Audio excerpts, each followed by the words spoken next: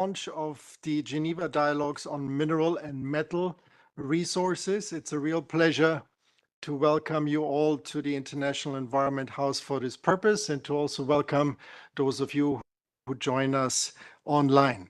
The dialogues on mineral and metal resources are organized by the Geneva Environment Network in partnership with Switzerland, Senegal, the UNEP GRID here in Geneva, the United Nations Economic Commission for Europe, the International Institute for Sustainable Development, the Intergovernmental Forum on Mining, Minerals and Metals and Sustainable Development, the Forum on Trade and Environment and the SDGs, at the World Resources Forum. And I want to thank all of these partners and all of you who have joined us today for your interest in the launch of these dialogues. The launch of this dialogue comes at a very timely moment. We are all reading increasingly about this subject matter. It's probably never been as high on the global political agenda. And there are good reasons for it. Minerals and metal resources are essential for the future. They are essential in economic terms, but they're also very much essential in terms of our efforts to reduce emissions and fulfill international agreed goals in the field of the environment and beyond. Thus, ensuring a just transition and enhancing the protection of everyone's human rights, including the right to a clean, healthy, and sustainable environment, are ever more important in the context of this subject. The demand outlooks prophesy that only for the energy sector alone, the overall needs for critical minerals could increase by as much as 6 times by 2040. Therefore, it's very much important that we look at the implications of sustainability when it comes to these critical resources, as has also been done very recently by the Secretary General's panel on critical minerals, which is also emphasizing the need for sustainability principle when it comes to the energy transition that we all want and need to meet our environmental goals and objectives. The United Nations Environment Assembly has also spoken out about critical minerals and resources. In particular, at its last session, it adopted a resolution on the environmental aspects of minerals and metals, which marked another important step towards global efforts to achieve more sustainability when it comes to resource management. And so, as we launch these dialogues here in Geneva, it's perhaps also important to reflect on all the various actors that are engaged in this topic here in Geneva, and there are many. I've already mentioned the ones that are engaged as partners in these dialogues, but there are also many stakeholders that have a direct interest in this topic, and hopefully will accompany these dialogues throughout the various sessions. Those are actors and players here in Geneva that are engaged in the fields of science, fields of health, human rights, development, trade and green finance, employment, peace building and security, disaster risk reduction, humanitarian response, as well as, of course, nature conservation and chemicals and pollutions, as probably also many others. It is therefore a pleasure that we again have the opportunity to launch important dialogues that deal with a critical topic in terms of international environmental governance here in Geneva, and to have so many of you participating in the launch. With these few words, ladies and gentlemen, let me wish all of you a very productive launch and hopefully a very interesting and productive dialogue on this very important topic. And it is now my great pleasure to hand over the floor to the moderator of this launch, Carolyn Deer-Birkbeck. She's the Executive Director of the Forum on Trade and Environment and the SDGs, also referred to as TESS, at the Geneva Graduate Institute. Carolyn, thank you so much, and the floor is yours. Thank you very much, Arnold. Thank you.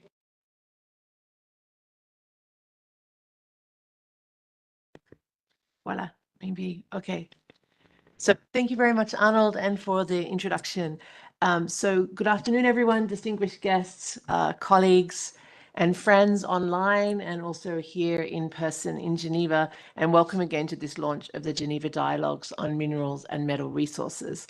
For those of you who don't know TESS, we're an initiative housed at the Geneva Graduate Institute, working closely with the international community and policymakers on advancing inclusive international cooperation on trade, environment, and sustainable development. And in that context, we are in regular contact with many of those in this room, and it's really wonderful to see the Geneva Environment Dialogues bring such a diverse community together around a common subject today.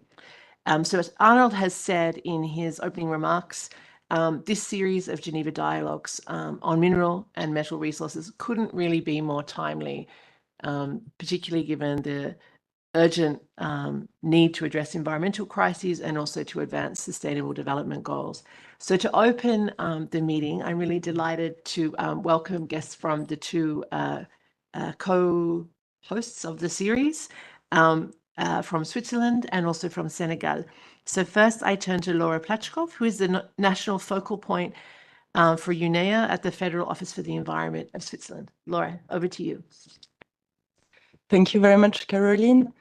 And thank you very much for giving me the floor. So, Excellencies, dear colleagues, distinguished guests, it's really a great pleasure to talk today at this launch of the Geneva Dialogues on Minerals and Metal Resources. Throughout this year, the dialogues will really provide an opportunity for all stakeholders to engage in the run-up to global environmental events and negotiations related to the governance and sustainability of minerals and metals in Geneva, where many actors are indeed located, as was said, but also beyond, leading up to the December to the 7th United Nations Environment Assembly. These dialogues are indeed very timely. First, the sustainable management of minerals and metals has never been so high on the global political agenda. The urgency of the energy transition is really creating a rush for critical minerals as well as infrastructure needs and digitalization, among others. In the next 30 years, we may need to produce more metals and minerals than in the whole of human history. So this includes metals, but also minerals such as sand and gravels, which are too often under the radar of our attention. And against this background, Switzerland, together with other countries, including Senegal, which is represented here and has played a really key leading role in this area, we initiated 3 resolutions that were adopted at the UNEA. The UNEA resolutions really brought the environmental perspective to the forefront. The resolution 5/12 launched a global intergovernmental process with the participation of 100 countries' national focal points. And concrete outputs so far include the development of so-called non-prescriptive proposals that are possible measures to foster the environmental sustainability of these resources. The resolution adopted last year calls on UNEP to establish a digital knowledge hub to share best practices, strengthen cooperation between member states, and support capacity building. And Switzerland has been a strong supporter of the implementation of these resolutions, and we look forward to hearing from UNEP on this regard. These dialogues are also very timely because they help to shed light on a very extremely dynamic area with an ever-increasing number of initiatives, forums referring to this, new standards being developed. So there is really a need to better understand this complex landscape and strengthen coherence. And thirdly, of course, not least, it is a strategically critical issue for the environment because these resources are necessary to achieve environmental goals, but they also cause negative impact. And here I would like to cite a research published in the journal Nature that shows that the threats to biodiversity from mining will increase as we extract more materials for renewable energy. And importantly, this research shows that without strategic planning, these threats to biodiversity could even exceed those averted by climate change mitigation. So, of course, when addressing environmental goals, there are trade-offs, but it's crucial to address these trade-offs. Otherwise, we run the risk of just shifting environmental problems or exacerbating existing ones. So while addressing the urgency of climate change, we also need to ensure that we protect biodiversity and minimize pollution and waste. Also, another report shows that environmental concerns from civil society and stakeholder opposition is one of the main factors that delays mining developments. So these examples really show that addressing these environmental aspects is really an opportunity for win-win, for incentivizing investments, for facilitating the transition, strengthening societal benefits, because these resources offer significant opportunities for populations if benefits are shared, value is added, and if it supports economic diversification. Finally, as you know, Switzerland is not a mining country, but we are affected in many ways. We consume materials and products that cause environmental impacts abroad, about 3/4 of our environmental impacts. A large number of companies headquartered in Switzerland trade minerals and metals, and some of them have sister companies that have extractive activities abroad. And environmental impacts ultimately do cross borders. So these are just some of the connections and interdependencies. Resources are indeed concentrated, but we are all concerned. We all have a shared responsibility and a role to play in strengthening environmental protection.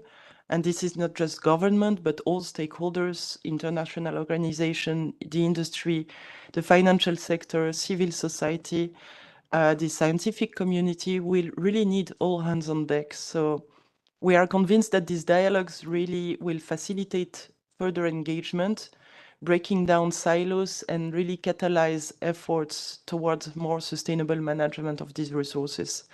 And we would like to thank the GENS team for organizing such an interesting line of events. So with that, I will finish, and thank you for your attention. I really look forward to the interesting events and panelists. Thank you. Thank you very much, Laura, for your opening remarks. I'm going to turn directly now to my colleague Edouard Henri Mangendaye, who is the Chargé d'Affaires at the Permanent Mission of the Republic of Senegal to the UN Office and other international organizations here in Geneva. Bienvenue.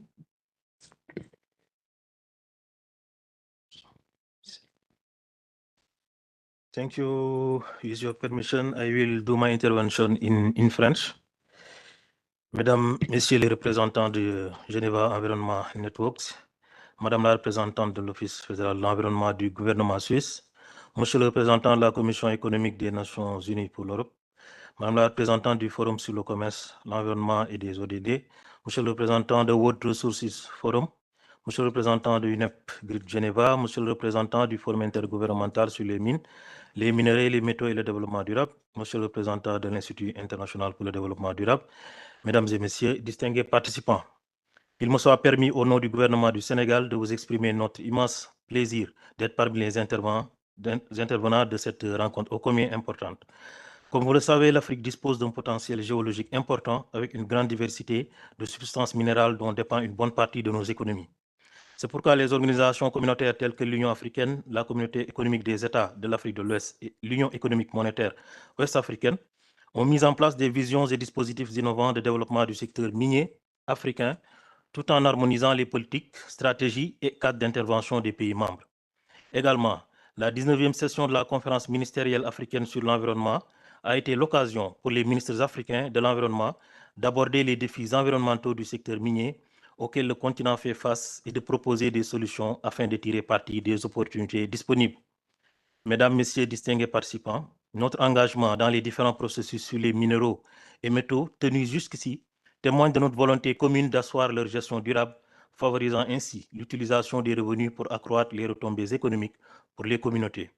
Cependant, il est à noter que malgré les actions entreprises et les progrès réalisés, il reste plusieurs défis qui affectent ce secteur et y figure en bonne place la gestion écologiquement rationnelle des résidus miniers, la réhabilitation des sites miniers, l'exploitation minière artisanale, la gestion du sable, le renforcement des capacités, le transfert de technologies, pour ne citer que cela. C'est pourquoi nous encourageons fortement cette initiative Dialogue de Genève, qui constitue une série de concertations qui s'inscrit dans la continuité des processus précédents et en cours sur la gestion des minéraux et métaux. C'est l'occasion pour nous de saluer l'engagement du gouvernement suisse, appuyé par le PNUE, qui a conduit à l'adoption de plusieurs résolutions. Je veux citer la résolution 419 relative à la gouvernance des ressources minérales, la résolution 512 et la plus récente, la résolution 65, relative aux aspects environnementaux de la gestion des minéraux et des métaux, adoptées respectivement lors des 4e, 6e et 5e sessions de l'Assemblée des Nations Unies sur l'environnement tenue à Nairobi.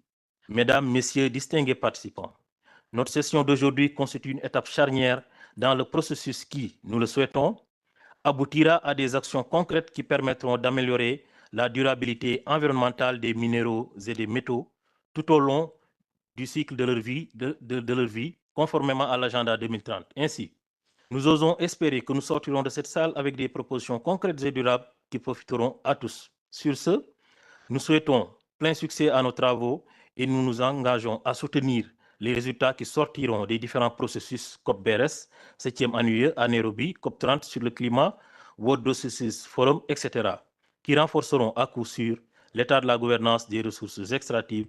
Je vous remercie de votre aimable attention. Donc, j'ai préféré me prononcer en français pour être sûr que ce que je vais dire va être, voilà, que je ne vais pas trahir un peu, voilà. Voilà. Merci beaucoup à tous. Merci beaucoup pour votre discours. So thank you to our colleagues from both Switzerland and Senegal for setting the scene for the dialogue that will follow and for launching these dialogues with us today. And thank you also for your leadership in working together on this series. So as we embark on this dialogue today and subsequent ones, your remarks, I think, are a good reminder that the environmental, social, and economic challenges and opportunities in relation to minerals and metal resources are deeply intertwined and interconnected. So progress on the sustainable management of these resources and their contribution to the achievement of sustainable development goals will require really intensive international cooperation. It will also require clear legal frameworks and a range of different partnerships and efforts from a range of different stakeholders. In that sense, it's a really great place for us to be discussing this here in International Geneva, where these are the sorts of things that many of you are working on every day to try and advance and pursue. So with that in mind, let me now introduce our speakers for today. I'll start first with those who are here in person. First, I have Rachid Amouy, who is from UN Trade and Development, or UNCTAD. I have Dario Liguti, who is from the UN Economic Commission for Europe. And Miguel, I'm just going to make sure I have your surname, Miguel Eduardo Ruiz Botero, who is from the Permanent Mission of Colombia to the UN office in Geneva. And then online, we have Elisa Morguera, who is the UN Special Rapporteur on the promotion and protection of human rights in the context of climate change. We also have Sauda Jussa, who is Minerals and Metals Specialist at the UN Environment Programme. We have Grégoire Bellois, who is a Senior Policy Advisor at the Intergovernmental Forum on Mining, Minerals, Metals and Sustainable Development, and also Emmanuel Di Francesco from the World Resources Forum. So you have a really stellar group of speakers, and I congratulate Diana on having pulled together such a diverse group for today's discussion. So I will turn immediately now to Rachid, please, to provide your remarks. Thank you, Madam Chair, and thank you for inviting UNCTAD to the Geneva Dialogues on Mineral and Metal Resources. As you may already know, the panel on critical energy transition minerals was launched by the UN Secretary General Antonio Guterres in April 2024. It was supported by its UN Technical Secretariat that was co-led by the Climate Action Team of the Executive Office of the Secretary General, the United Nations Environment Programme, and the UN Trade and Development, UNCTAD. That's where I come from. The panel completed its work in September 2024 and submitted its final report to the Secretary General shortly after. The report issued a set of recommendations and guiding principles for governments, industry, and other stakeholders to ensure the opportunities of the global energy transition are pursued with equity, justice, and sustainability. This report is available online. Already, we've heard some aspects of issues that needed to be addressed in this report, which the experts did a good job at. Since the launch of the report, the Climate Action Team, UNEP, and UNCTAD, continuing its work as the Secretariat, have received significant interest from member countries, UN entities, and the other stakeholders eager to contribute to the implementation of the actionable recommendations proposed by the panel. With this objective in mind, the Secretariat has undertaken activities to initiate the implementation of the actionable recommendations. Specifically, AR1, which focuses on benefit sharing, value addition, and economic diversification, and AR2 focused on traceability, transparency, and accountability. These AR's actionable recommendations are being led by UNCTAD. While AR5, which focuses on material efficiency and circularity, is being led by UNEP.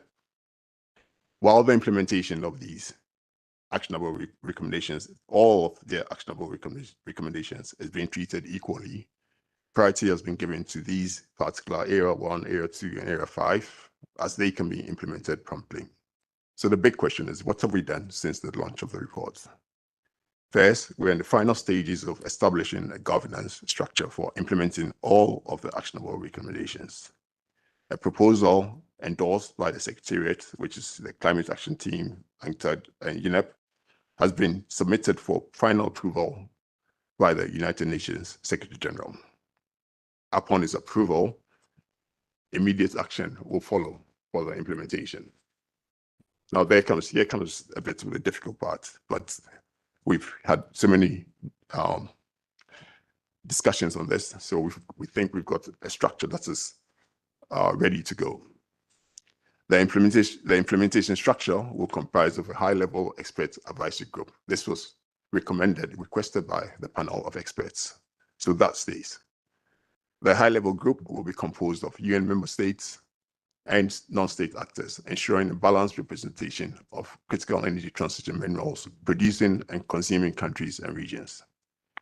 The scope of this group will be expanded to oversee the implementation of the other actionable recommendations.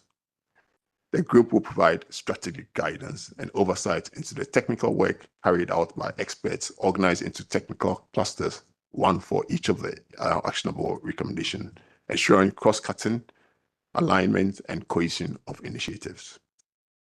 Members of the clusters for the actionable recommendations will contribute to designing a work program for implementing the recommendations, providing technical expertise and creating activities that facilitate its implementation.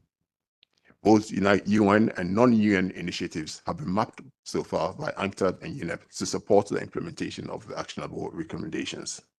This has contributed to identifying expertise and needs and gaps in knowledge. Additionally, we have engaged with various stakeholders to gather their perspectives on the necessary actions to drive implementation forward, as well as lessons learned on which the ARs should be built upon. Engaging with a wide range of stakeholders, we know this, ensures an inclusive approach, and that's what we're trying to do. It will enable the Secretariat to leverage their strengths and existing platforms. Finally, regarding the implementation, we envisage a country support center, which will provide scaled-up capacity building support to UN member states and partners, building on existing initiatives and materials developed by the clusters. As we speak now, my colleagues are in New York, and you're discussing the final structure of how this country support center will be managed.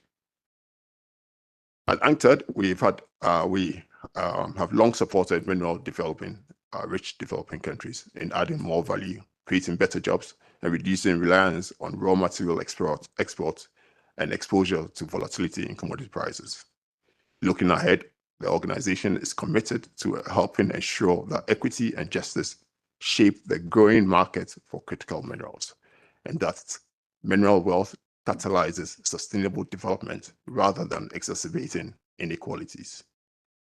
In addition, UNCTAD continues to advocate for a global traceability, transparency, and accountability framework along the entire mineral value chain to strengthen due diligence, facilitate corporate accountability, and build a global market for critical energy transition minerals. These topics have been discussed at various events we hold at the Palais des Nations, such as our multi-year expert meeting on commodities and development, the Global Commodities Forum, and the Trade and Development Commission. They are also part of our analytical work published as technical notes, research papers, and reports. Additionally, they are included in our technical cooperation efforts, such as the ongoing Critical Energy Transition Minerals Rapid Assessment for Value Addition and Economic Diversification in selected African countries. Our Secretary General, Ms. Rebecca Regensman, has placed a lot of emphasis on minerals in our work. For our upcoming quadrennial conference in Vietnam, UNCTAD 16, where our mandates will be redefined, minerals are at the forefront of the concrete actions proposed by the Secretary General. Additionally, this year's Global Commodities Forum will be held at UNCTAD 16, with sessions dedicated to fostering dialogue on critical energy transition minerals. The Global Commodities Forum will offer an opportunity to shed light on the increasingly critical role of minerals, as well as the challenges and opportunities for mineral-endowed developing countries.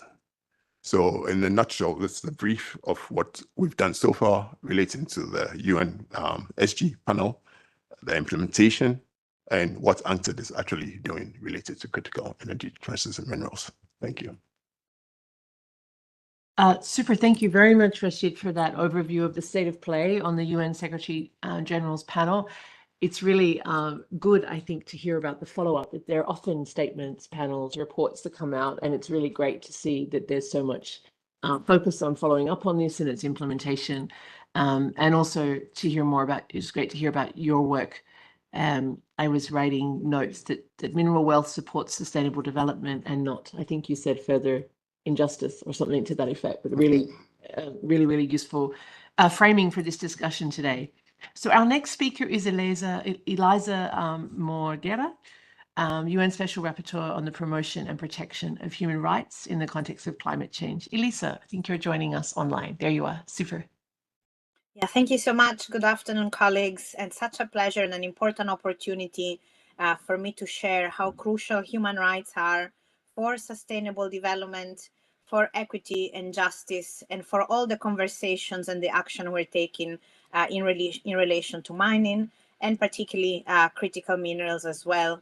Let me just remind, as a connection to the previous speaker, how the UN Secretary General's panel principles on critical minerals, the very first principle is about ensuring that human rights are at the core of all mineral value chains: extraction, development, use, recycling, and disposal.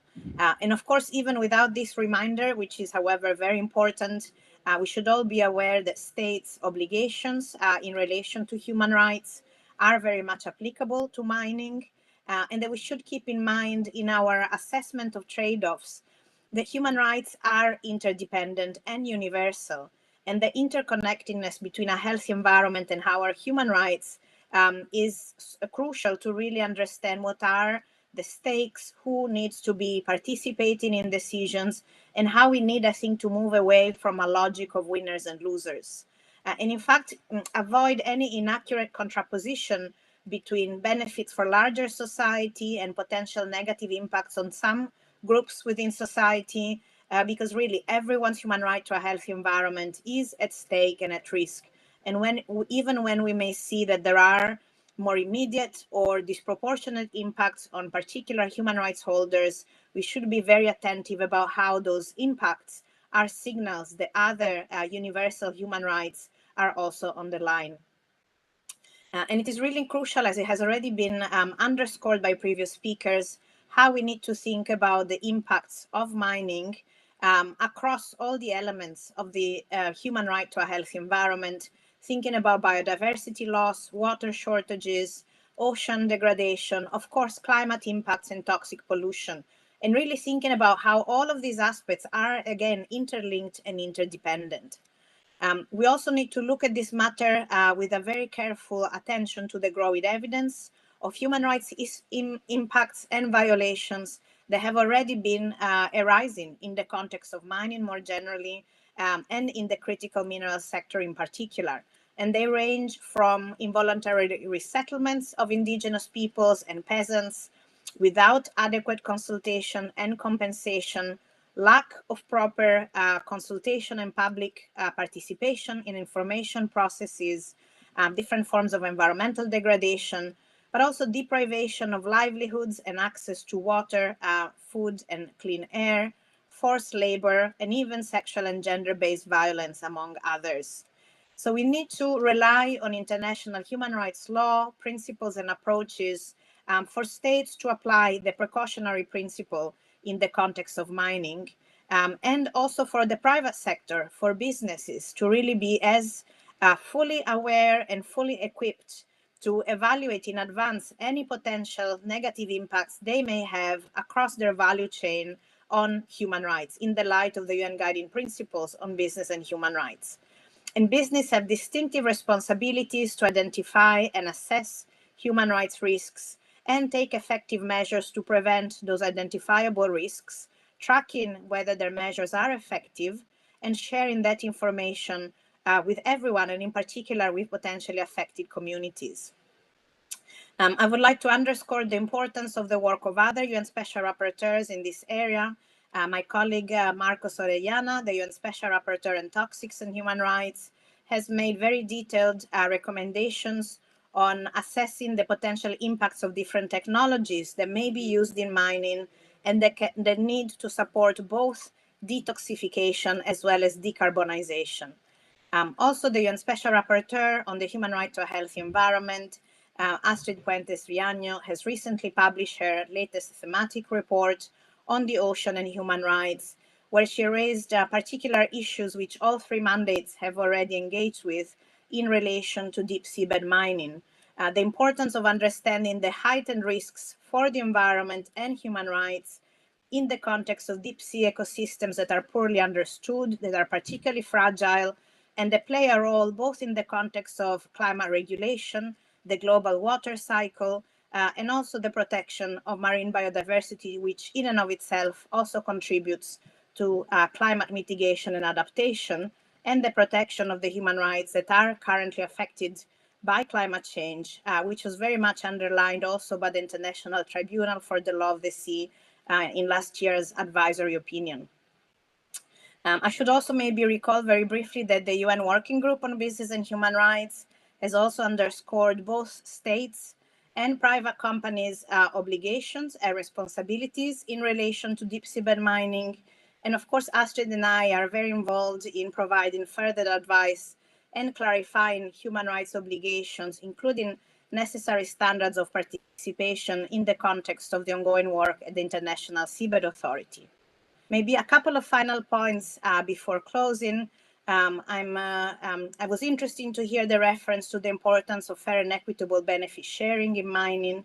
And again, just to recall that this is also an international human rights law principle, and there are specific obligations that arise particularly for the protection of the human rights of indigenous peoples, and very much understanding fair and equitable benefit sharing in the context of the obligations to seek and obtain free, prior informed consent from indigenous peoples, and equally understand that fair and equitable benefit sharing has been relied as a standard for the protection of other human rights, including everyone's human right to a healthy environment and everyone's human right to science.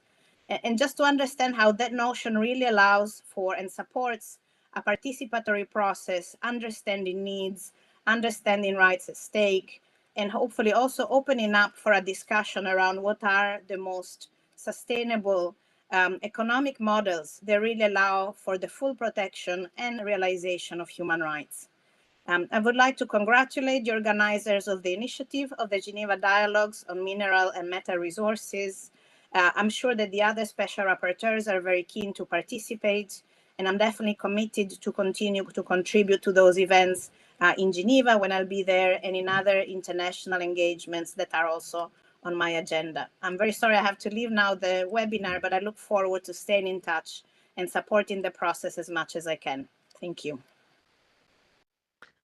Thank you very much, Elisa, for your remarks. And also, I found really striking how you highlighted the range of different human rights impacts that we may expect to see, and that they may impact quite different social groups, and also that these may manifest differently in different settings. So you mentioned the deep sea mining, and the issues there may indeed raise a set of issues that might be different to those on a land environment, but there may also be very many cost-cutting ones as well.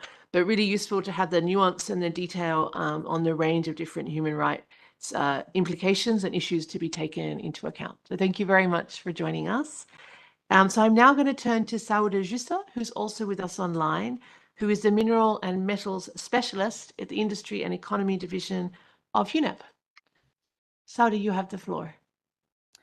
Thank you. Greetings, participants. It's so good to be here to share the work of the resolutions. May I just kindly ask the team running the slides to put up the first slide, please?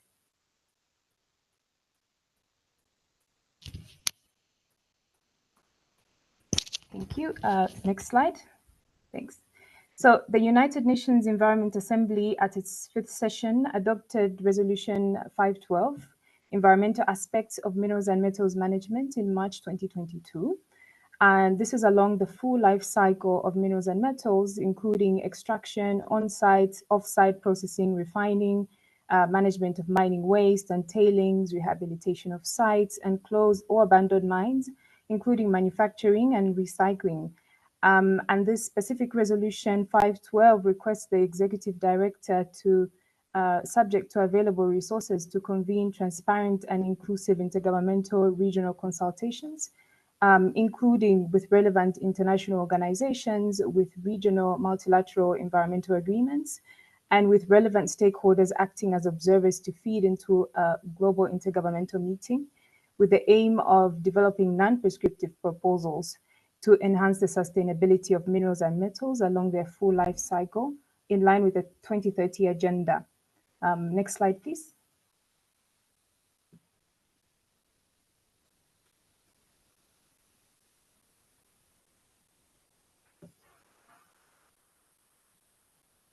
So UNEP implemented the UNEP 512 resolution by organizing 5 regional intergovernmental consultations and 1 global intergovernmental meeting in 2023. And member states nominated a total of 115 national focal points that engaged in the intergovernmental process along with other stakeholders. And during this intergovernmental process, during the UNEP 512, a total of 24 non-prescriptive proposals were developed, focusing on policies and tools, value chain aspects, and platforms for international cooperation. Next slide, please.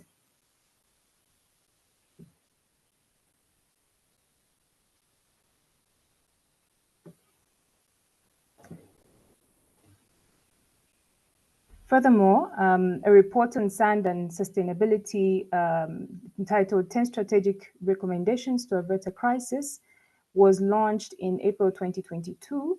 And UNEP GRID-Geneva launched the Marine Sand Watch, the world's first public data platform that tracks and monitors dredging activities in the marine environment worldwide using vessel signals and artificial intelligence technology. And also, finally, a report on knowledge gaps related to environmental aspects of tailings management was also developed in collaboration with the Finnish Geological Survey. Next slide, please.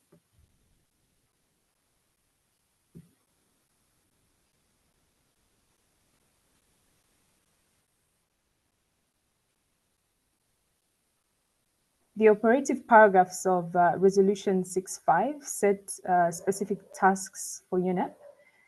In summary, these cover the establishment of a digital knowledge hub, as well as capacity building opportunities, support to enhanced cooperation between member states, and also strengthening UNEP's own cooperation with other relevant international and regional organizations and stakeholders.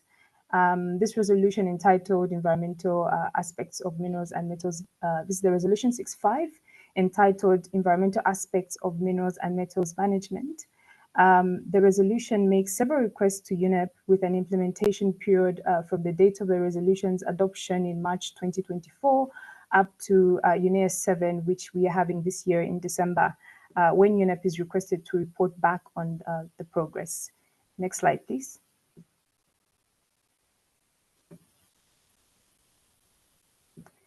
I'm now going to turn to the Digital Knowledge Hub, a mandate from the UNEP Resolution 65 OP2A.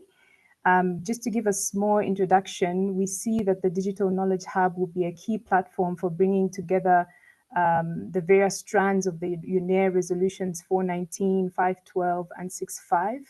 And we aim for it to be a multifunction, multi-purpose, and multi-stakeholder platform.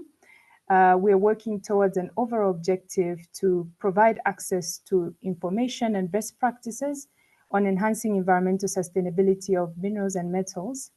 The hub is now at an advanced design stage, and we are glad that we received more than 70 responses when we sent out a feedback survey, and we are building the design and content prioritization around the feedback that we received from this survey. And from which we found a demand for content on circular economy, mine closure, and biodiversity linkages, and a high engagement interest in the online communities of practice, which will be hosted in the hub as well. So as the slide shows, we are also researching what already exists in terms of online resources so that we can aim for interoperability and not to duplicate. We are also working with the Green Growth Knowledge Partnership, GGKP, to host and maintain the hub from an IT perspective.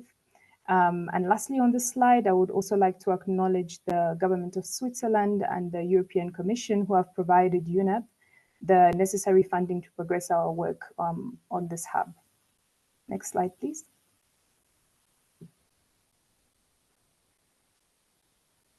Now, turning to capacity building, in November of last year, UNEP collaborated with the African Minerals Development Center, which is a specialized agency of the African Union Commission, and the Pan-African Climate Justice Alliance, PACJA, to convene a regional stakeholder workshop focused on environmental and social aspects of mining, which also served as an opportunity for a day spent on training and capacity building.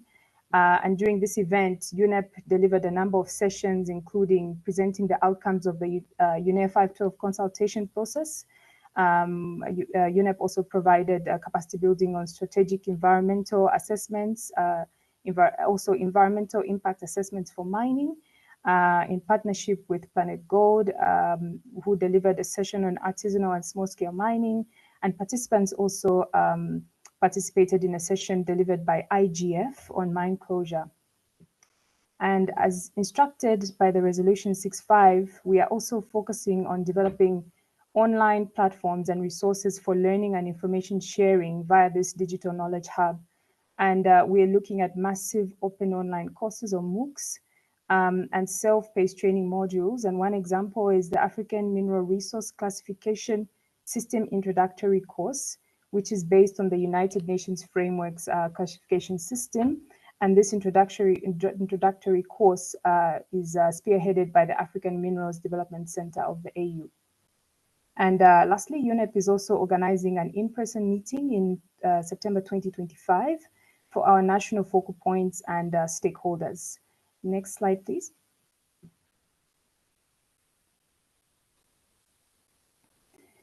Moving on to the online communities of practice, which will be set up as part of the Digital Knowledge Hub. The purpose really of the online communities of practice is to facilitate peer-to-peer learning, knowledge exchange, and collaboration among stakeholders in the management of environmental aspects of minerals and metals. And the communities of practice will also serve as a discussion and networking platform for policymakers, industry leaders, researchers, and civil society and other stakeholders, and also provide real-time insights on best practices, policy developments, and emerging trends in the field. And the communities of practice really align with the UNEP 65 operative paragraph 2C, which is support enhanced cooperation among member states to strengthen the policy, technological, technical, and scientific elements of the management of environmental aspects of minerals and metals. Next slide, please.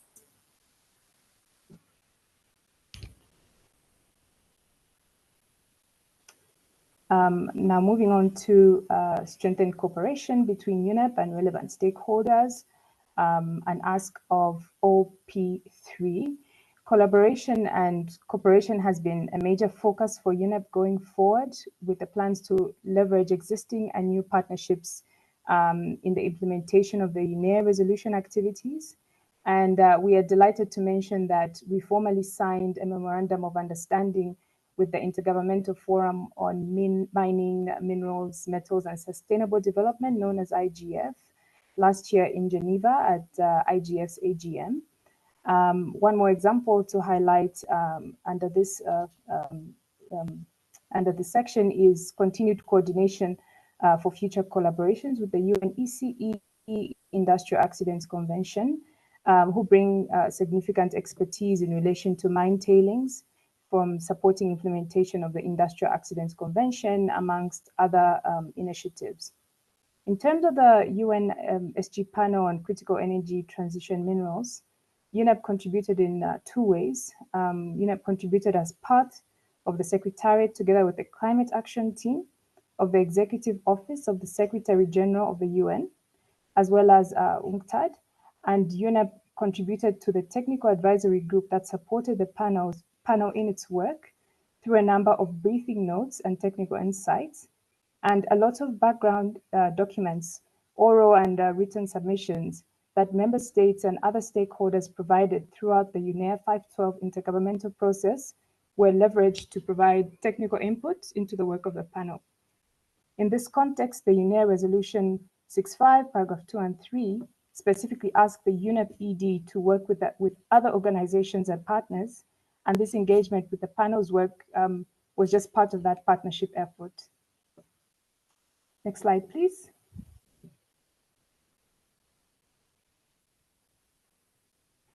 Lastly, I'll just highlight our next steps in terms of the Digital Knowledge Hub, which is an ask of the UNEA 65 resolution, OP2A, just to give a few updates on where we are going. So IT development will be completed by the end of March 2025, and then we'll move on to testing and launching of the hub mid-April 2025, with full hub functionalities, including upgrades, API, and AI integration by November 2025. And the engagement of online communities of practice may start almost immediately as the hub is being developed. And we also are organizing a global meeting, as mentioned previously. In terms of capacity building, we are mobilizing resources for technical assistance and advisory services, which will be delivered with partners such as UNEP GRID-Geneva and IGF, and developing project portfolios. In terms of strengthened cooperation between UNEP and other stakeholders, OP3, our roadmap really is to support the implementation of the actionable recommendations of the UNESG panel on critical energy transition minerals. This is the end of my presentation. Thank you so much. It's been a pleasure. Thank you very much, Sauda, for providing a really comprehensive review of the work that is underway at UNEP, and also its links with some of the work that others in this room are doing, and also other international organizations. I'm now going to turn swiftly to Dario Ligutti from UNECE to make his presentation. And first, for all of the speakers going forward, I think it would be great if we could keep to around the 6-minute mark if possible. Thank you. Thank you very much, moderator, and I'll do my best to keep on time. So thank you. First of all, I'm very happy to be here at the International Environment House alongside our partners in launching the Geneva Dialogues on Minerals and Metals, and particularly UNEP and some of the other institutions present here. What I would like to do is, the previous speakers have highlighted the numerous issues around mining, whether our own environmental, of a social nature, of human rights. I won't be dealing with that, but the message that I'm bringing to and launching the dialogues with is that we have the tools to address those issues. We have been working on that, and now the issue is around scaling those tools, scaling those interventions up so as to make that globally available, globally deployable to address these issues across the world. If I quickly go to the next slides, please. Thank you. So where fundamentally the framework around which all of us is working is we need to change the business model around the critical minerals or minerals overall, from the business model that we have today, which is a linear model, which sees extraction, trade, and consumption and disposal, to a more sustainable model. A more sustainable model is based on three aspects. The first one is obviously sustainable extraction, which is a lot has to deal with what we have heard before. But not only, that's only the first part of the value chain. The minerals then travel across the whole value chain. They go through processing, they go through manufacturing, and then come back again into the system. And therefore, establishing a circular economy is fundamental for that perspective. And for the perspective of diminishing as well the need for extracting these minerals going forward. And we heard the numbers of minerals needed for the energy transition, but hopefully one day will stop. Hopefully the idea is ideally to stop that mining and use the existing minerals, because this is the big difference with the previous energy systems where we had to continue digging those minerals, those fuel resources. Today, instead, the new energy transition is built on a circular model. And finally, if you look at ideally, as I said, the final ending system should be what we call the resource privatization, which is transitioning to minerals being owned as minerals as a service, which is not a new business model across other sectors, but would be a very new business model in this space. Next slide, please. So to do that, what we have been doing for over 30 years is we've been working on developing tools, working on developing methodologies, and the previous speakers have mentioned already some of them, that aim.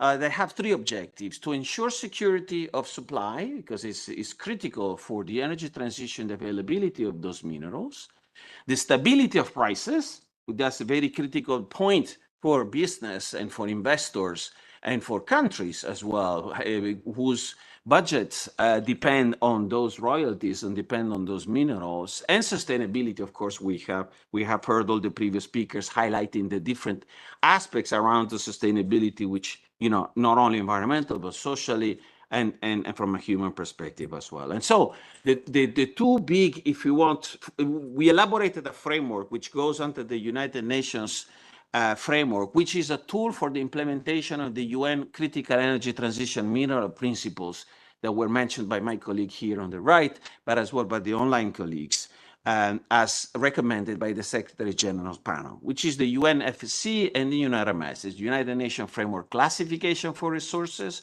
and the United Nations Resource Management System. So the first one is a classification which looks at minerals at many different perspectives, all of the perspectives that are necessary for that, so environmentally, socially, but as well economically and financially, with a degree of certainty. And once that decision has made to use those minerals, those metals, is the resource management system, which allows the operator to not forget and keep into consideration all the different aspects that I mentioned, and so as to ensure a sustainable management of those resources. Next one.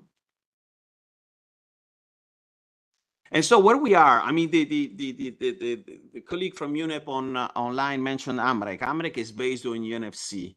And that has been adopted by the African Union and now all gradually deployed across Africa, which is so rich in minerals and resources. But the European Union has mandated UNFC as law last year, and it's been deployed across the 27 member states, part of law, and outside countries which sign strategic partnerships with the European Union on critical minerals will have to adopt as well those tools. And this is, I think, a recognition of the work that the whole group has done, and the recognition as well of the importance, as Arnold said at the very beginning, never minerals have been so politically important across the international community. And this is, I think, a sign one of the co-chairs of the Secretaries General panel was in fact from the European Commission. And indeed that shows the importance that producing countries, but as well consuming countries, if you want, have deploy when it comes to minerals. But so since the very important the local dimension around that, I think it has been mentioned as well by some of the other speakers, we're working with stakeholders across the world, and these stakeholders, they are establishing the international centers of excellence on sustainable resource management for the implementation, for the application, the deployment of these tools in everyday, in concrete projects. We have already a number, there are 140 projects that have been submitted to the European Union across the EU for the development of mineral resources in Europe using UNECE. We want that, and it's happening elsewhere as well. So this is the way to drive the issues that we have been mentioning before, is actually in the concrete real world when it's adopted by businesses, when it's adopted by companies, by project sponsors and investors. Next slide. Very, very important point that has been mentioned as well is our colleagues from the Environment Division, and this is as well connected to the work that we're doing using UNFC and UNRMS, is the issue around risks involved in extracting, using, processing minerals and metals. And it has already been mentioned in the Industrial Accidents Convention. It has become, and it will become ever more important as the number of operations and the need for these minerals grows, and therefore the number of operations, the number of projects and mines extraction taking place across the world will grow. And this is a very important tool that has been developed to address those issues, understand those risks, address them, and prepare to be ready to manage those risks, which as you can see from the slide, they have a very different nature. It has been mentioned as well, two very important products, I would say, knowledge products, is the mine tailings, consist in the management of mine tailings, which is an extremely important issue when it comes to mining because of the waste issue, as well as the working group, the work that the working group on tailing safety and prevention accidental water pollution is doing across these issues. Finally, and I hope I stick to the time that the moderator has requested me, I would like, next slide, please.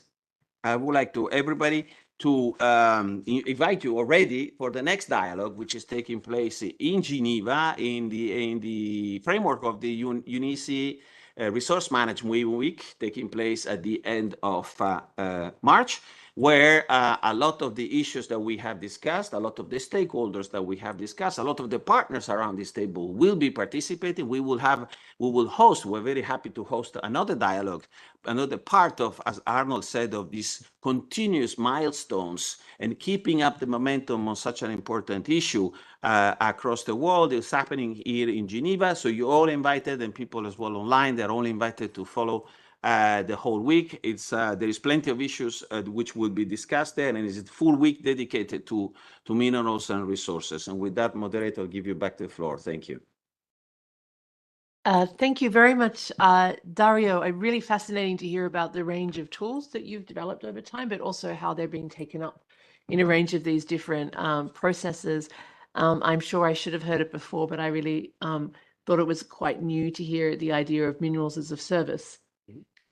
Which I think is a really interesting one. It completely reframes how one thinks about the subject. So thank you for reviewing the range of activities that you're doing. Obviously, again, many connections with others in the room and partners here. So with that, I'm going to turn to Grégoire Belloir, who is from the Intergovernmental Forum on Mining, Minerals, Metals and Sustainable Development. I think your work and your organization really plays a key role in bringing all of this together. So really keen to hear your reflections this morning. Hello, thank you very much. So you can go to next slide. And first, I would like to thank you very much, the Geneva Environment Network and Jana for the invitation and for organizing this series of dialogues on minerals and metals, and for inviting us, the IGF, to participate.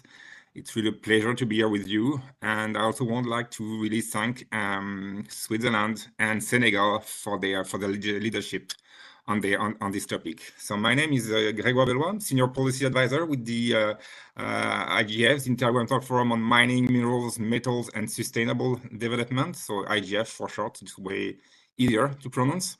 And I'm leading the work on of the IGF on critical minerals. We can go to the next slide. So just short, what is the IGF? I hope that many of you already know it, but for those who don't, IGF is a global forum of mining producing countries or countries interested in mining from all over the world. And we currently have 85 member countries. And its goal is to improve mining governance to help achieve the United Nations Sustainable Development Goal. It's a voluntary initiative. It's come from the Johannesburg, the World Summit on Sustainable Development in Johannesburg in 2002. And the IGF was formally created as a Type 2 UN organization in 2005. So we are 20 years old this year. And the idea was to be able to create a space, a forum for mining countries to exchange good practices and challenges in relation to mining and sustainable development. And to raise also the awareness of the importance of the sector to for country to help countries improve the life of the citizen and also to help them manage the impacts on the environment. Initial funding came from Canada, and Canada hosted the secretariat until 2015, where IISD, so the International Institute for Sustainable Development, took over the secretariat of the IGF. What we do, initially it was mostly the dialogue, but then we've improved the services that we give to member countries. We do the in-country assessments, what's called MPF, Mining Policy Framework, where we try to assess the current regulatory framework of producing countries to see where are the gaps, where are the strengths of their policy framework, to ensure that they take the most of their mining sector and that the impact are mitigated. We do some training, capacity building directly in countries to support policymakers in implementing their regulation. We do some technical support. We develop a wide range of guidance for governments and research paper, knowledge products on themes around mining and sustainable development. And we organize events and we participate to events to try to disseminate our finding. Our main event is our AGM, or Annual General Meeting, which takes place every year in Geneva in November. We are hosted since the beginning by UNCTAD, which I would like to acknowledge and to thank here as well. And we bring all our member countries and a wide range of stakeholders to discuss about all issues related to mining, from exploration to mine closure and post-mining transition, and that includes artisanal and small-scale mining. That includes the fiscal issue, local content, etc. Last AGM, we had more than 500 participants in person, and the theme was about redefining mining with balancing the need for minerals with protecting people and the planet. And I think it totally echoes what these dialogues are. The theme for next year is not decided yet. It's going to be in the end of our executive committee to decide this. So we can go to the next slide. So here is a map of our member countries. I can see quite widespread around all continents. And our support, our work is really demand driven. So it's the countries that make a demand to the secretariat, and then we execute the demand according to what we can do. And we try to keep a balance between the wide repartition of our support to all our member countries. Next slide. So in terms of governance, we are well led by an executive committee of six persons representing six countries, representing the different continents. We have two representatives for Africa, one for French-speaking Africa, one for English-speaking Africa. And then we have Europe, South America, North America, and Southeast Asia represented at the executive committee. They are giving the direction of the IGF. Next slide. So in terms of work, what we do, so really work with policymakers to try to improve their law and their world regulatory framework. So the scope of work, we have this mining policy framework which help shape the work that we do. So we work on low policy institution, around financial benefits, so all the fast fiscal dimension, the socioeconomic benefits that are the local contents, and all a mine site in a place can benefit the whole communities around. We have a dimension about environmental management, about post-mining transition, and I would like also to insist on this. It's not only mine closure, but it's really transition to post-mining, where the whole ecosystem locally is totally transformed by mining, and when the mine stops, we need to transition to a new area. And we have a huge pillar on artisanal and small-scale mining either, which is really important. And then we have some sort of transversal issues that are really here about the critical minerals that we have quite a lot, or critical energy transition minerals. There are many appellations, but still they bring lots of pressure on producing countries. You have climate change and decarbonization strategy, and all the digitalization, that all are drivers that affect the mining sector globally.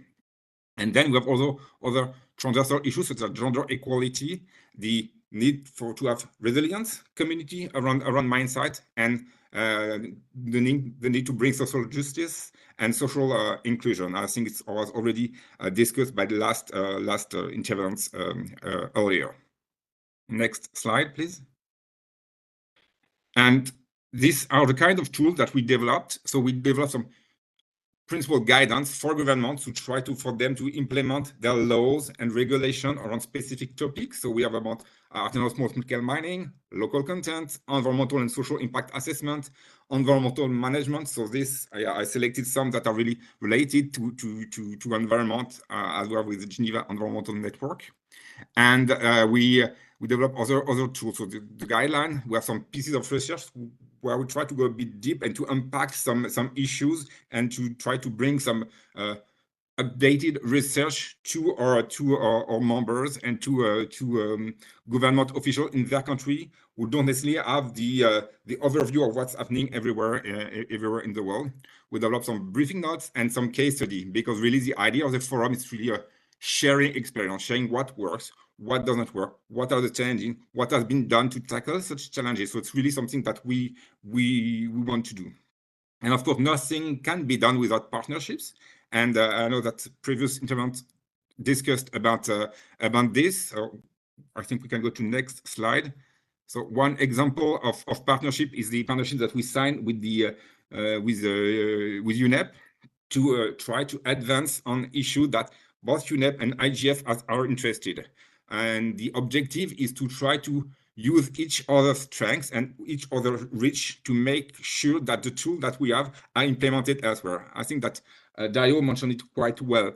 The tools are here and they need to be made available to as many people as possible. So IGF focal point are mostly from the Ministry of Mines, and UNEP mostly from the Ministry of Environment. So by grouping these two networks, we manage to also reach more and more people and make sure that all stakeholders have the same level of knowledge on different topics. I think I will stop here. I know that we are advancing quite fast, but if you have any question, I'll be happy to continue the discussion. Thank you very much.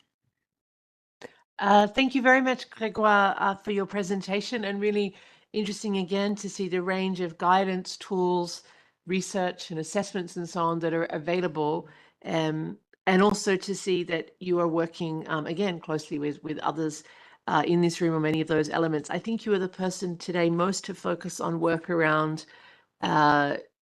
guidance on policies and legal frameworks and institutions, but I'm sure there are many others also working on that, but useful to be reminded of that, of the need to get the regulatory framework right. Maybe we will come back to the end, think about what kind of international, further international frameworks might be needed to support a sustainable development sort of approach to sustainable resource management in this sector, but I'll come back to what I mean at the end. So next I'm going to turn to Emanuele De Francesco from the World Resources Forum. You have the floor, Emanuele. Yeah, thank you so much, Caroline, and thank you again to the Geneva Environment Network for this invitation to join the event, and of course to join also this coalition of partners in this important initiative. I'll take up the challenge. I will actually time my intervention, so try to be as concise as possible and within the 6 minutes. What I will do for the next then 5.5 is basically to give an overview of the World Resources Forum 2025 conference, which is titled The New Resource Strategies for a Fair and Sustainable Future, which is taking place in Geneva on the 2nd and 3rd of September and online on the 4th and the 5th of September. Next slide, please. I think most of you are familiar with the World Resources Forum. I won't spend much time on this one in light of the timing issues. We've been organizing fora since 2009. We are a multi-stakeholder platform by nature, and we really try to involve policymakers, businesses, scientists, and civil society together to find solutions and actually to implement these solutions. Many of the previous speakers mentioned the tools are already there. In some cases, we think that's true, but we think also we need an additional step, looking at the reality of today, to implement these tools and to see how they fit into the different local realities, taking into account different perspectives of different actors and different situations. We organize conferences in 5 continents, and we really try to enable the science policy industry dialogue, fostering international cooperation, to disseminate and co-create knowledge, raising awareness on topics which are perhaps sometimes a bit under-discussed, and also to build support among the different stakeholders for concerted action and exploring also synergies for new collaborations which have not been previously exploited. Next slide, please. Now, going to the core of the conference of 2025, as I mentioned before, the title is quite evocative for us. We are looking for new resource strategies, which don't need to be new in the terms of reinventing the wheel, but need to be new in the way in which they are actually taken up now and really implemented on the ground. The 2 other key words are sustainability and fairness. For us at the World Resources Forum, sustainability is both a social and environmental component and an economic component as well, of course. So we really need to make sure that these strategies are able to deliver well-being for all within planetary boundaries. Now, this year, we're looking at developing or co-developing these strategies across 3 sectors which have a huge impact from an environmental, social, and economic point of view. These 3 are the extractive sector, the built environment, and the consumer and industrial goods. As you will see from all the 3 sectors, minerals and metals play definitely a key role, sometimes a bit under-discussed, as in the case of sand in the built environment, for instance. In some others, more known or hyped as lithium in the extractive sector. The 3 hotspots that we tackle, extractive sector, of course, we focus on mining. We don't focus on fossil fuels or other resources. Here, the key thematic is how can we enhance public and private governance for the responsible sourcing of minerals and metals. There are lots of developments at the public, on the public side. We heard before the UNEP resolutions, the road to the next UNEA. On the private side, there is the standardization, lots of progress happening in there. And really, we want to see how we can enhance the governance of both the public and private sector to ensure the responsible sourcing happens on the ground. We will look at large-scale mining, but also artisanal small-scale mining, topics like deep-sea mining, critical raw materials, conflict minerals, so really a huge variety of different topics. Going to the built environment, another key point of the World Resources Forum is keeping this global north, global south perspective in mind, not in terms of dividing the conversation, but actually being aware of how different these contexts are and also how these strategies might need to be different based on both past legacy, but also future needs. Now, the built environment is a striking example of that. If we think about built environment in Europe, we have a huge building stock already. There is a huge potential which is currently untapped to use existing buildings and infrastructure in a way which is better able to satisfy the needs of the current and future population. If you look at the global south, of course, it's completely a different story. It's how to really satisfy the needs for housing and infrastructure that are coming up, and how to do so also avoiding some of the mistakes that have been done in the global north on various aspects, in the construction of cities, in the design of cities, public spaces, but also how buildings are designed and what is really put into the building thinking throughout the life cycle of the buildings. One aspect is, of course, on top of the climate resilience, we see every day, what kind of catastrophes are happening already due to climate change, fires, floods, but also earthquakes, which of course are not related to climate change. So resilience of the buildings, resilience of the cities becomes also the coastal areas becomes a key part of the discussion. Finally, on consumer industrial goods, so really going more on the downstream part of the value chain, that's also what we have as a key pillar in our conferences and work, to have a value chain approach. We're going to look at different key value chains and how we can shift to sustainable and fair consumption and production patterns. And we're going to look at items as plastics, e-waste, but also digital healthcare and textiles. Next slide, please. Now, we said we want to look for solutions, for strategies. How do we do that? We want to highlight 6 drivers for change this year, which we think have the power to actually reshape how we manage resources and the value that we create from them. So really this value creation potential. Multilateral governance, innovation, design and digitalization, circular economy, finance and trade, indicators, methods and standards, and sufficiency. You will be probably familiar with many of them. Just a couple of words. Multilateral governance is clearly a means to an end. And in a geopolitically fragmented world, more than ever as it is today, it's really important to have effective processes that can enable for shared solutions, which actually have the buy-in of the different actors and can be sustainable in the long term. Circular economy, it's connected to what was mentioned before. We know the circular economy will work well, but of course, we also need to be more specific about the actual benefits being delivered. Many reports say that circularity is actually decreasing at the global level, so we're not making any steps forward. And we need to see what are the environmental and social benefits coming out of circular solutions. That's a big step going forward. And finally, on sufficiency, that's the demand side of things. So when we have all these projections about the use of materials and minerals and metals, we also need to have a theory of how we can actually limit the demand, especially in countries and in parts of the world where there is a lot already being extracted and consumed. And this takes a double lens. On one side, of course, potentially looking at caps for resource use, but on the other side, also really unleashing innovation for limiting the demand of resources in the first place while satisfying human needs. We are working actually on a white paper exactly on this topic of innovation for sufficiency and what does it mean.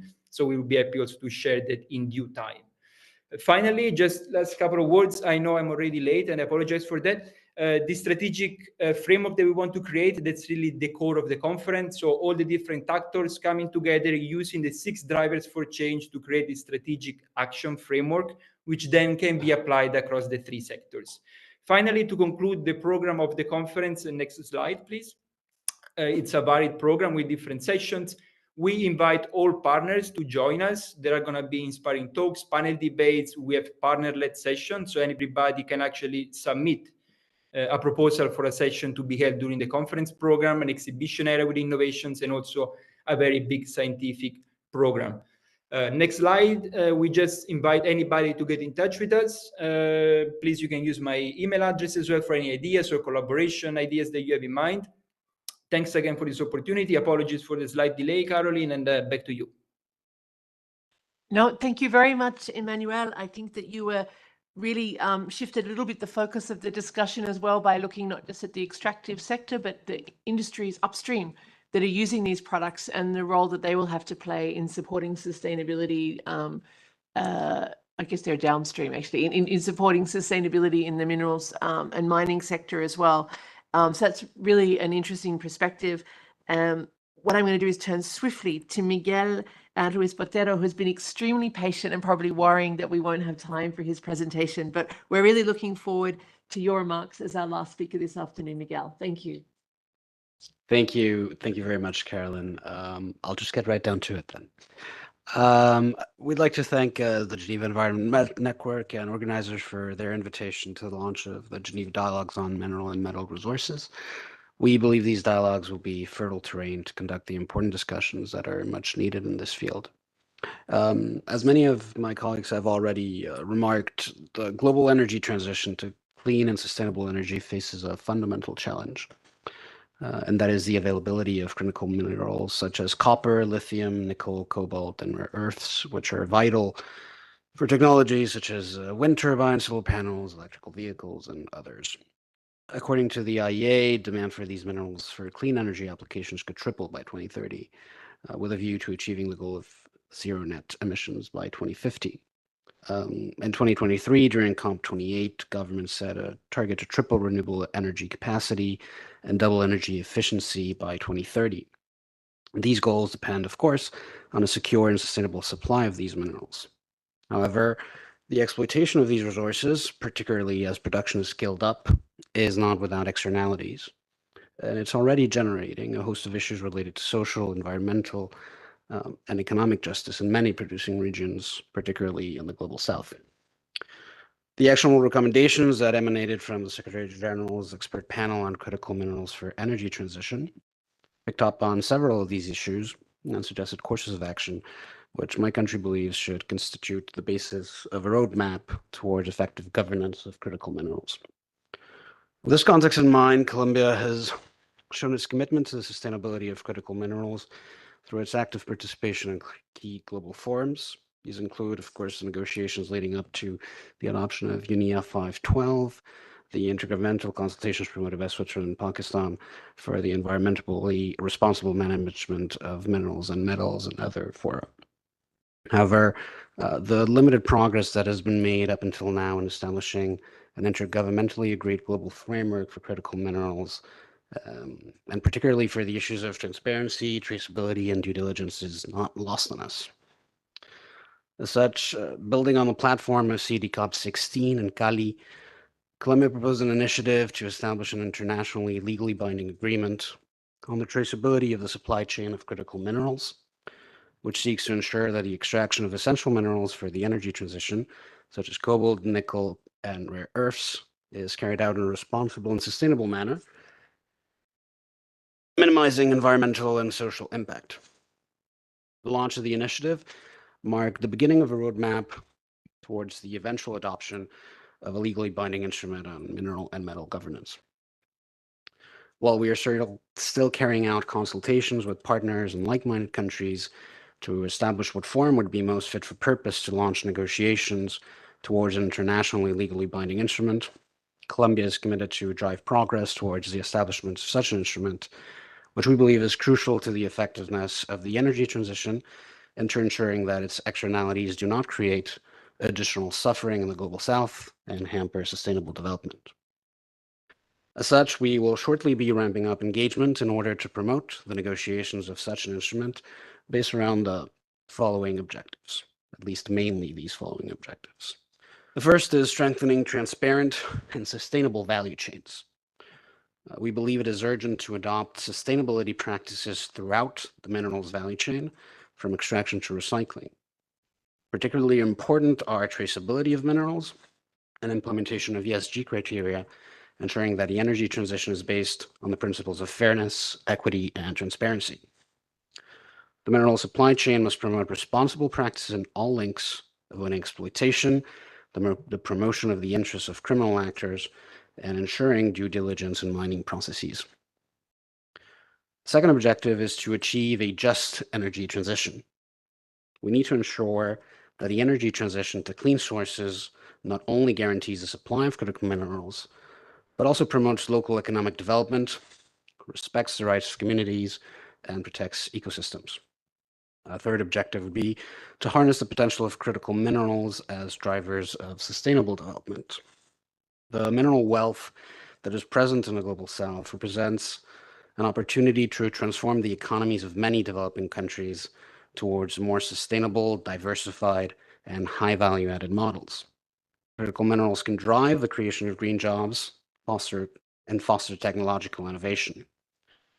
Responsible management of these resources is not only important from an environmental point of view, but also because it can contribute to the achievement of global goals and ensure direct benefits for producer communities, which are sadly absent nowadays.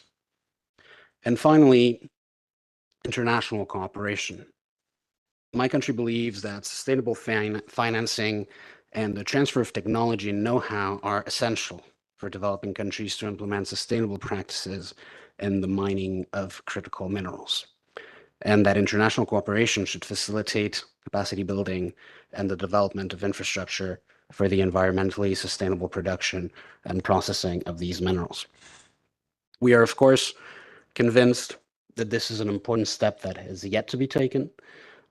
It is not lost on us again that while in many other fields of international environmental law, there is a wealth of regulation and of internationally agreed frameworks, there is not one that pertains to minerals. And we believe that as minerals and metals becomes increasingly important for the environment, particularly for the energy transition, this is a gap that must be filled, and hopefully as quickly as possible. Thank you very much. Thank you very much, Miguel, and for introducing this idea of the Critical Minerals Pact. It sounds really fascinating to try and bring together, and important to bring together these different elements in one intergovernmental instrument as such. So look forward to hearing more about that as you go forward. So with your presentation, we've reached the end of all of the remarks. Just one thing I wanted to say is really important. Also, I think, Miguel, to have your contribution today, because much of what we've spoken is about what international organizations and stakeholder organizations are trying to do to support governments.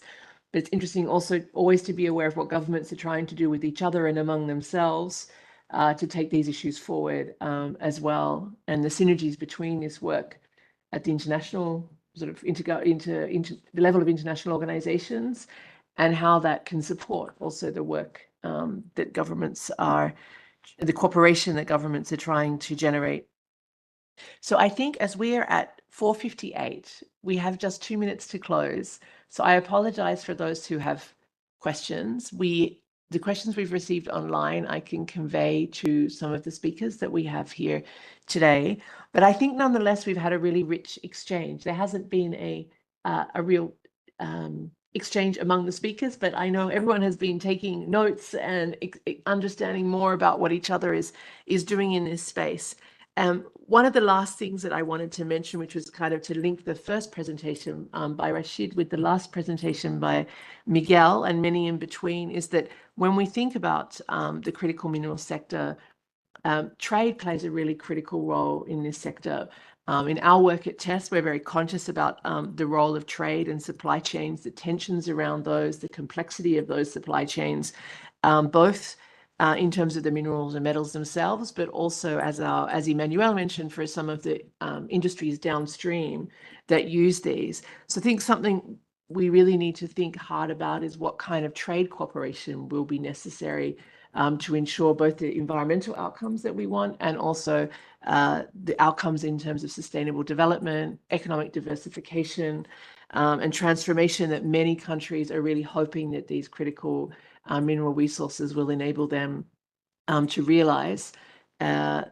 And of course, a key part of that will not just be extraction, but also looking at ways in which we can be more circular in the ways that we use these resources. I think, Laura, right at the beginning, you highlighted just what an extraordinary demand there is going to be.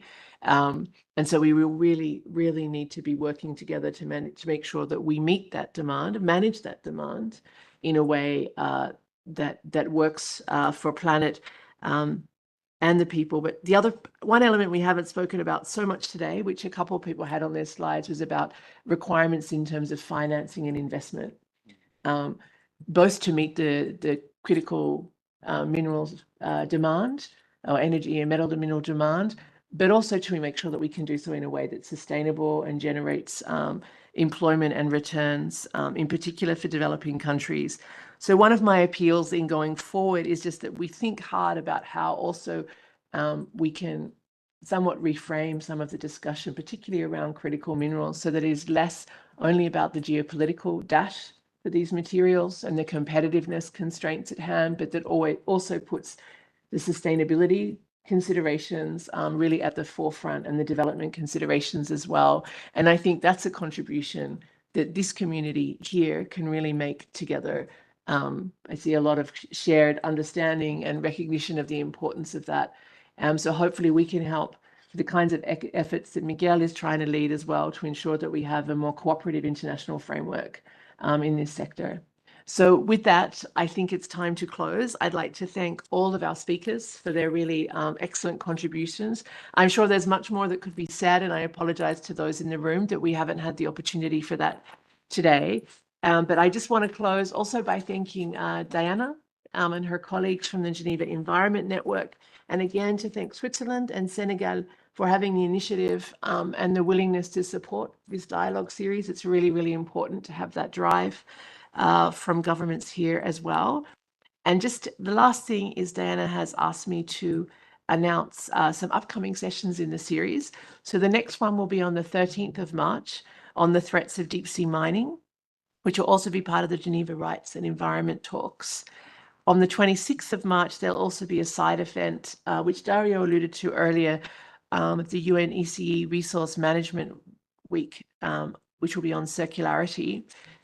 And then I just wanted to draw attention to the fact that on the GEN website, there's a list of some of the key international intergovernmental meetings that will be taking place over the coming year. There's a long list.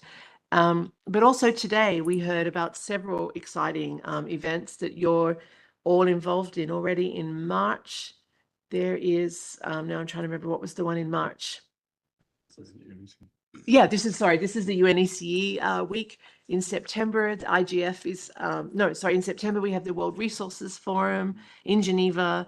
Then we have the annual general meeting of the IGF in Geneva in November. So there's a lot going on around Geneva, and I really hope that we can use this series as a way to sort of catalyze some cross-fertilization and collective thinking about ways forward. So thank you very much, Diana, and thank you again to all of our speakers for joining us today.